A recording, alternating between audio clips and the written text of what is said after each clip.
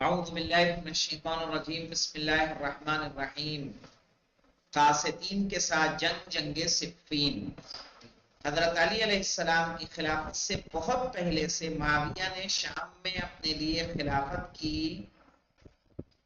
پیش بندی رکھی تھی۔ کیا مطلب ہوتا ہے پیش بندی رکھنا؟ یعنی پہلے سے اپنی خلافت کے لیے آمادگی کر لی تھی، تیاری کر لی تھی۔ یعنی کب؟ یہ جب تیسرے خلیفہ کی حکومت تھی اور اس کے مولا کائنات کے پاس حکومت آئی بھی نہیں تھی، تو اس نے پیش بندی یعنی پوری تیاری کر لی تھی کہ میں ہی کیا بنوں گا، اب خلیفہ بنوں گا۔ جس وقت امام علیہ السلام کو خلافت ملی تو آپ نے اس کو برطرف کرنے کا حکم صادر کر دیا، یعنی اس کو، چونکہ وہ وہاں کا کیا تھا، گورنر تھا، اس کو وہاں سے ہٹایا اور اس کے شام کی حکومت پر ایک لمحے کے لیے بھی باقی رہنے کو منظور نہیں کیا۔ یعنی ظالم آدمی، جابر آدمی، فاسق و فاجر انسان کس طرح سے اس منصب مبارک منصب پہ باقی رہ سکتا ہے؟ اس اختلاف کا نتیجہ یہ ہوا کہ عراق اور شام کی فوجیں صفین کی سرزمین پر بھیڑ گئیں یعنی لڑ گئیں۔ صحیح ہے۔ اور انشاءاللہ خداوند عالم اگر آپ لوگوں کو سیریا کی زیارت کرائیں تو آپ جائیں گے، ایک شہر ہے جس کا نام رقہ ہے۔ کیا؟ رقہ، جہاں یہ جنگ صفین ہوئی تھی۔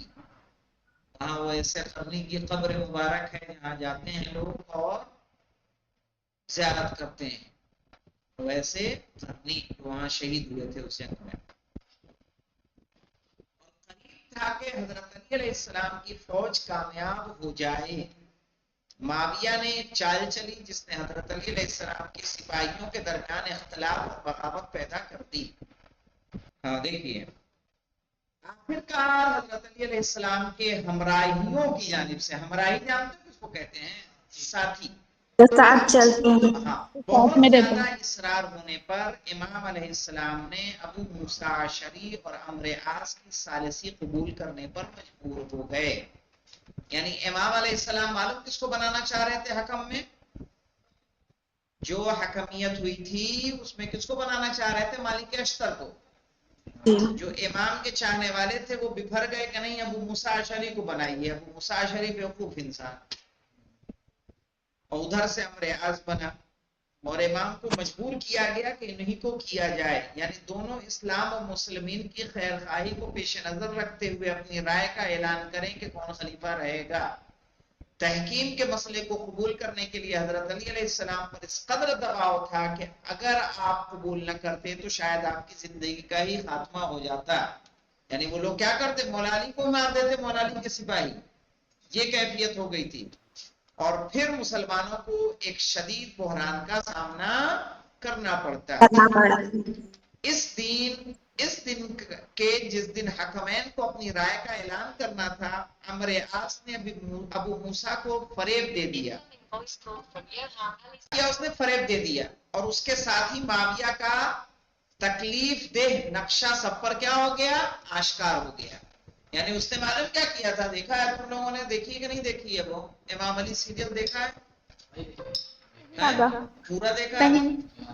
ہاں، امام علی سیریل میں وہ آپ کو دیکھنے کو ملے گا کس طرح سے اس نے جو ہے پہلے ان کو ساتھ لیا کہ ارے آپ بزرگ ہیں، پہلے آپ جائیے، اور دونوں نے طے کر دیا کہ ہم معاویہ کو انگوٹھی اتار کے کہیں گے کہ جیسے میں نے انگوٹھی اتاری ویسے معاویہ کو برطرف کیا، اور آپ بھی انگوٹھی اتار کے کہیے گا کہ جیسے میں نے انگوٹھی اتاری ویسے علی کو خلافت سے برطرف کر دیا۔ تو وہاں پہ جب پہنچے سب لوگوں کے مجمع میں تو ان کو کہا بزرگ ہیں پہلے آپ اعلان کریے۔ ابو موسیٰ اشعری بیوقوف آدمی پہلے وہ چلے گئے جو کہ ان کو منع کیا جاتا رہا تم پہلے مت جاؤ۔ وہ گئے اور کہا میں جیسے علی انگوٹھی اپنی اتار رہا ہوں اس طرح سے علی کو خلافت سے کیا کر رہا ہوں؟ برطرف کر رہا ہوں، کہہ کے اتر آئے۔ ابو موسیٰ اشعری گیا، وہ عمرو عاص گیا، اس نے کہا جیسے میں انگوٹھی اتار رہا ہوں ویسے میں خلافت سے معاویہ کو برطرف کر رہا ہوں، پھر اسے پہن رہا ہوں اور معاویہ کو خلیفہ معین کر رہا ہوں۔ ختم کہا۔ یہ اس پہ ختم ہوئی تھی جنگ صفین۔ اور اسی پہ کچھ لوگ مولا علی کے خلاف ہو گئے اور وہی لوگ میدان نہروان میں آ گئے تھے، انہی میں سے علی کے لشکر والوں میں سے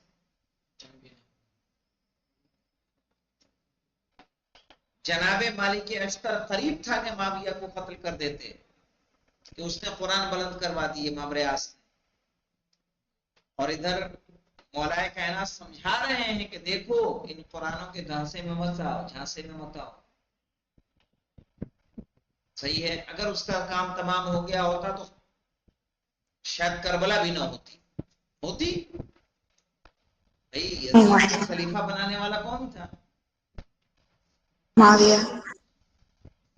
اگر وہی ختم ہو گیا ہوتا جنگ صفین میں، مالک اشتر قریب تھے، علی کے سامنے لوگ تلواریں لے کر آ گئے تھے کہ آپ معاویہ کو، مالک اشتر کو واپس بلائیں ورنہ آپ کو قتل کر دیں گے.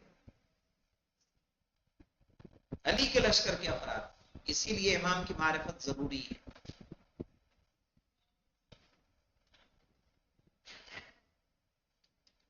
ایک شخص تھا، اسی جنگ صفین کا معاملہ ہے، بظاہر تو ادھر بھی مسلمان ادھر بھی مسلمان ہے. اس نے کہا کہ مولا میں جنگ نہیں کرنا چاہتا، میں آپ کا ساتھ بھی نہیں چھوڑنا چاہتا، چونکہ ادھر بھی مسلمان ہے، میں ان کے خلاف تلوار نہیں چلانا چاہتا، میری کوئی ایسی ڈیوٹی لگا دیجیے تاکہ مجھے جنگ نہ لڑنی پڑے. امام نے اسے بارڈر پہ بھیج دیا، جا بارڈر پہ جا کے حفاظت کر. وہاں گیا اور مارا گیا. وہاں ایسے ایسے ہے، اسے معلوم ہے نا کہ علی جیسی شخصیت ہے، علی جدھر ہیں وہ حق ادھر ہے. یہ ہمارے لیے بھی کہنا آسان ہے، ابھی امام زمانہ آ جائے، ہمارا امتحان لیا جائے تو ہم کس طرف جائیں گے ہمیں نہیں معلوم. کہا گیا ہے یا مقلب القلوب ثبت قلبی علی دینک، زیادہ سے زیادہ کرنا چاہیے.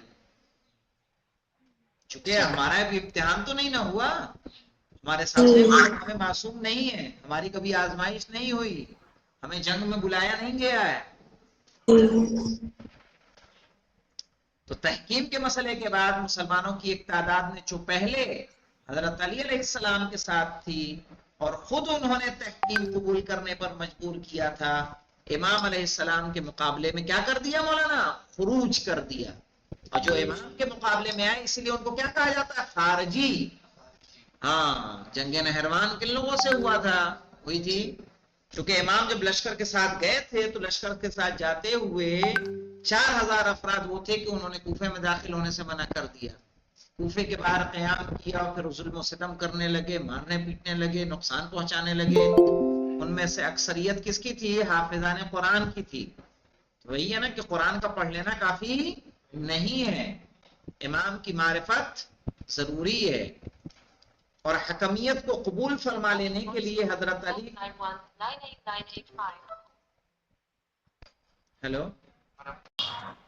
تنقید کا مورد بنا لیا. یعنی وہ لوگ کہ جو علی علیہ السلام کو مجبور کر رہے ہیں کہ حکمیت کے فیصلے کو تسلیم کریں، حکمیت کو قبول کریں. حکمیت جب ہو گئی تو اب اس فیصلے پہ قبول کرنے پہ آپ کی کیا کر رہے تھے؟ سرزنش کر رہے تھے کہ آپ نے قبول کیوں کیا. مجبور بھی وہی کر رہے ہیں اور تنقید بھی وہی کر رہے ہیں. قاسطین کے ساتھ جنگ کس میں آئی تھی؟ سن 37 ہجری میں آئی تھی. مارقین کے ساتھ جنگ، جنگ نہروان. وہ لوگ کون ہیں؟ مارقین. مارقین وہی افراد تھے جنہوں نے حضرت علی علیہ السلام کو تحکیم کے قبول کرنے پر مجبور کیا تھا، لیکن کچھ ہی مدت کے بعد اپنے اس کام پر کیا ہو گئے؟ شرمندہ، اور امام علیہ السلام کی طرف سے عہد توڑنے کے طالب ہو گئے. امام سے مطالبہ کرنے لگے کہ جو حکمیت کا فیصلہ ہے اس کو آپ قبول نہ کیجیے. امام اپنے عہد و پیمان کو توڑنے والے شخص نہیں تھے، جو وعدہ ہے وہ وعدہ ہے. لہذا انہی افراد نے جو خوارج کہلاتے ہیں حضرت علی علیہ السلام کے مقابلے میں صف آرائی کی اور نہروان میں حضرت علی کے ساتھ جنگ میں مشغول ہو گئے. حضرت علی علیہ السلام اس جنگ میں کامیاب ہو گئے، لیکن لوگوں کے دلوں میں کینے چھپے رہے اور معاشرہ اسلامی میں ان کی جڑیں اکھڑ نہ سکی. یہ جنگ سن 38 ہجری میں یا بعض مورخین کے قول کے مطابق سن 39 ہجری میں ہوئی. آخرکار 4 سال اور چند ماہ کی حکومت کے بعد حضرت علی علیہ السلام کو 19 رمضان المبارک سن 40 ہجری کی صبح سجدے کی حالت میں عبد الرحمن بن ملجم خارجی کی ضربت لگی. یہ بھی کیا تھا، انہی گروہ میں سے ایک تھا، اس میں سے سارے لوگ مارے گئے تھے، 10 لوگ بچے تھے، ان 10 میں سے ایک یہ بھی تھا، اور 2 دن کے بعد درجہ شہادت پر آپ فائز ہوئے، 2 دن کے بعد یعنی 21 رمضان المبارک کو۔ اور اس طرح سے ہم نے مولائے متقیان علی بن ابی طالب علیہ السلام کی جو زندگی اس کتاب میں دی گئی ہے اسے ہم نے کیا کیا، مکمل کیا۔ انشاءاللہ کل سے ہم لوگ امام حسن مجتبی علیہ السلام کی زندگی کا آغاز کریں گے۔ الحمدللہ رب العالمین۔ اللهم صل على محمد وعلى محمد